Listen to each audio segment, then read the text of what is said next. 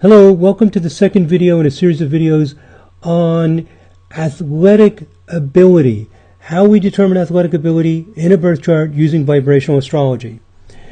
So what I did is I went to this website, which is given here, ranker.com, a specific website page at this website, and it gives 50 top athletes. I enter the names of those 50 athletes into the Series 2.0 software, and I find that 12 of them are in the database with AA accuracy. So I want only the athletes with AA accuracy, so I end up having 12. Then I went to a second website to see if they also list the same athletes, and 6 of the athletes are listed here as well. So these first 6 athletes I'm going to go through are recognized as being among the best by 2 different websites. Also, the second website had 2 other athletes that were not listed among the top 50 in the first website, but they are mentioned as other great athletes. They list some more after the top 50. So I got 2 additional ones from this other website, so I end up with a total of 14. 6 that are clearly greats appear in both websites, and 8 others that have AA accuracy and appear among the best in at least one of these websites. So I end up with 14 charts. The important point here is that I'm using extreme case sampling. I'm picking the AA data that appears from lists of other people as the greatest athletes of all time, because I want great athletes, and I don't trust myself to just pick out the greatest athletes myself. Number one, I'm not an expert, and number 2, I'm going to be prone to pick the charts that fit my theory. That's the problem. So this is extreme case sampling. It's a excellent way to test your ideas rather than just cherry pick the charts you want. And what I'm going to show is that the greatest athletes of all time have similar patterns in a harmonic chart. I have separate videos that explain what a harmonic chart, but just to give you an idea of what a harmonic chart is, let me show you this next slide. Imagine here's the sun at 0 Aries, and suppose the moon is over here at about 12 degrees or 13 degrees of Cancer. From 0 Aries to 12 or 13 degrees of Cancer is 102, 100 or 103 degrees, and that happens to be 2/7 of a circle. Or if the moon was over here at about 4 degrees of Virgo, it would be 154 degrees, a little more, between 154 and 155 degrees from the sun, and that happens to be 3/7 of a circle. And so on. Here you see the moon, if it's at about 21 degrees Taurus, it's 51 degrees, that would be 1/7. And then we use other fractions. Here's the moon at 12 Gemini, that would be 72 degrees, would be 1/5, or 2/5 over here. And here it will be, if the moon was 1/21, 2/21, 3/21 would be the same as 1/7, right?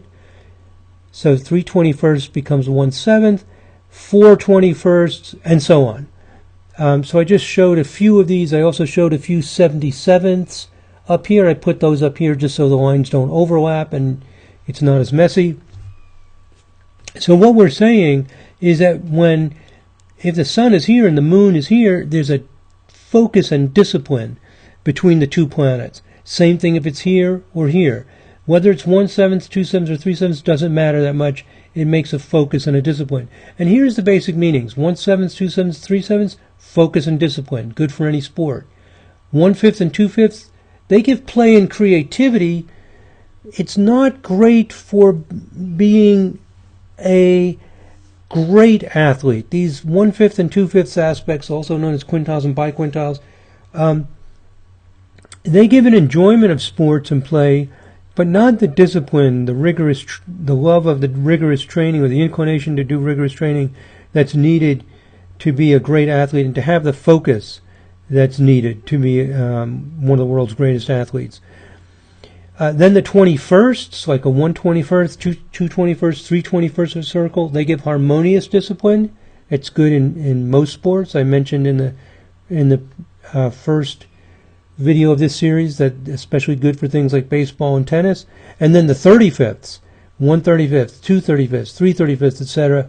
They give disciplined play. Excellent for most sports. Any sport that's fun, that has surprises, I think all sports do, it's probably good for all sports.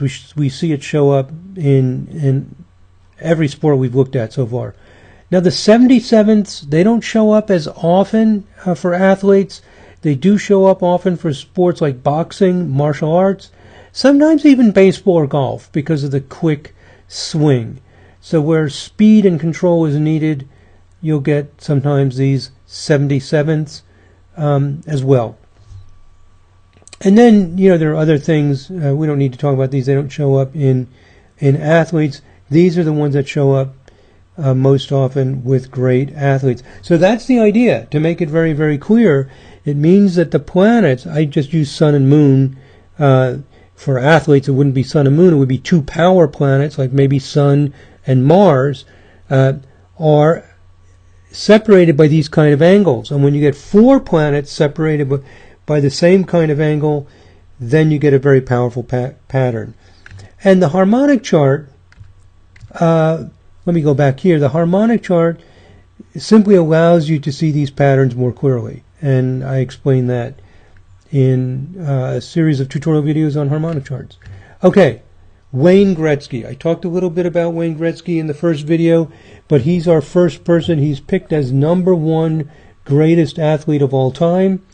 When you look at his natal chart, do you see anything that would suggest we're looking at the birth chart of arguably the greatest athlete in any sport at any time? This guy's really the best of the best of the best. Do you see it? Well, he has sun rising. You could make an argument for that, but makes a person shine. But I think any astrologer is going to admit that's not indicating a great athlete. What is his Mars doing? Well, it's in Cancer. That doesn't seem like the best sign in the world, but it's in the 5th house. That's good. Does it aspect Uranus? No. Do you see anything that indicates great athletic ability? I don't. But notice this. Saturn at 22 Capricorn 36 and Pluto at 7 Virgo 35 are exactly 135 degrees apart. Well, almost exact. 1 minute orb. I mean, almost as close to exact as you can imagine. So Saturn and Pluto are sesquiquadrat. One thing that I found in the charts of great athletes, you'll often see an aspect that's almost exact. In this case, it's a sesquiquadrat, and they're typically between power planets. And that's a hint that this Saturn-Pluto is actually doing something, because when it has only a 1 minute orb, it will show up in harmonic charts. And when we look at Wayne Gretzky's 35th harmonic chart, there's the Saturn and Pluto. So they'll appear as a strong semi-square because the orb was only 1 minute. It's still a strong aspect here. So if you're new to harmonic charts, this may be a little bit difficult to follow, but what happens is that a strong basic aspect in the natal chart can repeat over and over again in harmonic charts. And there's the Saturn-Pluto, and just as we expect, tying up with two other power planets, Sun and Jupiter. A nice feature of the Series 2.0 software is that it shows you what the aspect is in the natal chart. This Mars to Jupiter, 25 divided by 56. Now this really, a lot of astrologers' eyes are rolling now. What I'm saying is that because Mars and Jupiter are 25 over 56ths fraction of a circle. So in other words, if you took a circle and divided it into 56 pieces, and you took 25 of them, that would be the distance of Mars to Jupiter in the natal chart. And what the harmonic chart shows us that within a 35 vibration, it's a sesquiquadrat. So it's allowing us to see a vibration involved with this fraction. And we're saying that that's important. It's unbelievable to most astrologers that this could be possible, but it's true. That these are the patterns, these intricate, beautiful, sophisticated patterns. I believe what astrologers are doing by resisting this idea, is keeping themselves locked in a very limited room. It's like living in a room with a little tiny window. There's more going on than we might have thought. So these beautiful, intricate patterns in the chart of Wayne Gretzky, and the reinforcing midpoint structures. Because it's a symmetrical pattern, Mars and Pluto are both at the Jupiter-Saturn midpoint. Because these aspects are so exact, the orbs of the midpoint structures are small. And you can see that the lines are all thick, showing that the aspects are very exact. And by the way, in this line, Saturn-Pluto, it says 3/8. It's probably too small for you to read, but it says 3/8. We're capturing this and reducing it in size for the tutorial video, but it says 3/8. Saturn and Pluto are 3/8, which is the sesquiquadrat in the natal chart. So there you have it. Very simple. This is the kind of thing that you will see in the charts of great people. Now, let's think about what it means to have this in his chart. Let's read a little bit about Wayne Gretzky. It says, taken from Wikipedia, despite his unimpressive stature, strength, and speed, Gretzky's intelligence and reading of the game were unrivaled. Now that sentence just blew my mind. We're talking about the greatest athlete of all time, according to some people, and he has unimpressive stature, strength, and speed. This is crazy. The guy is not the biggest, strongest guy in the world, but he ends up being the greatest athlete of all time. How does he do it? His intelligence and reading of the game were unrivaled. He was adept at dodging checks from opposing players, and he could consistently anticipate where the puck was going to be and execute the right move at the right time. Gretzky also became known for setting up behind his opponent's net, an area that was nicknamed Gretzky's office. Okay, so if you haven't figured this out, he's a hockey player. And that little thing that you toss around in hockey and try to get score into the net is called the puck. Okay, so he's an incredibly smart player, very strategic. So Gretzky's size and strength were unimpressive. In fact, they were far below average for the NHL, National Hockey League. But according to scoring champion Phil Esposito and other informed sources, he was the smartest player in the history of the game. Okay, so let's look at his 35th harmonic chart. Does it make sense? Well, we can't see his physical size here, but what we can see is he's got a Sun, Mercury, Saturn grand trine. Sun, Mercury, Saturn gives clarity, sharpness. He sees what is. He's got that grand trine reinforcing the power of the Saturn in this pattern. Is he smart? Yes. Crystal clear, sharp. He sees with the eyes of an eagle. Now,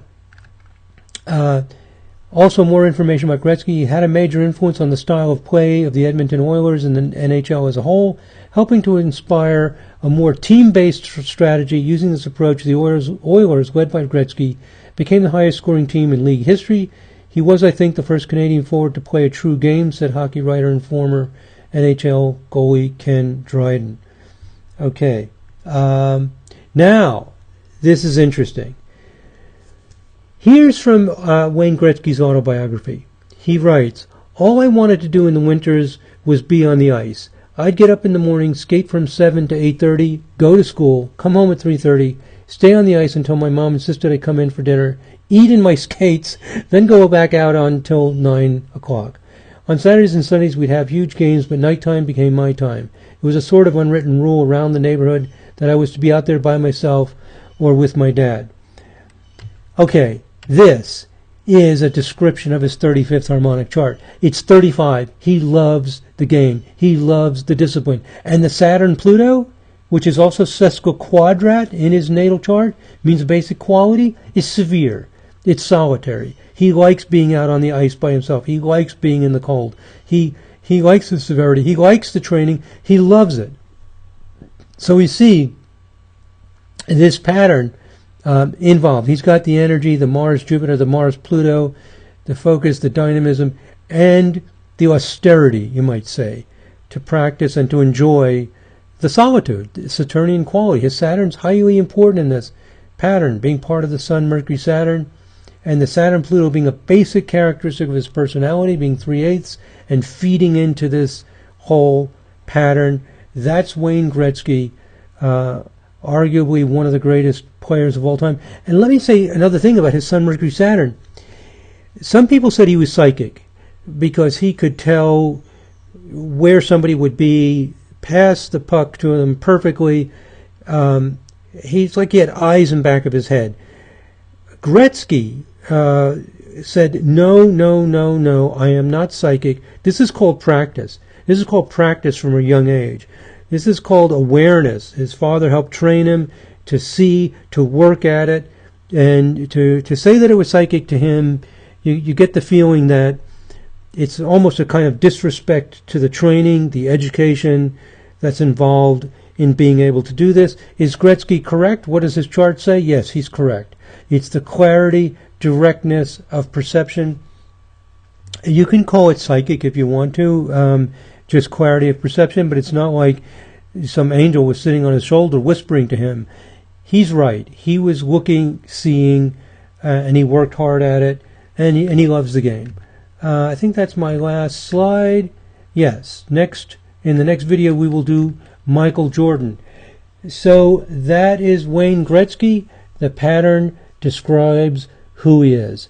Okay, thank you very much for listening, my friends. God bless. Namaste.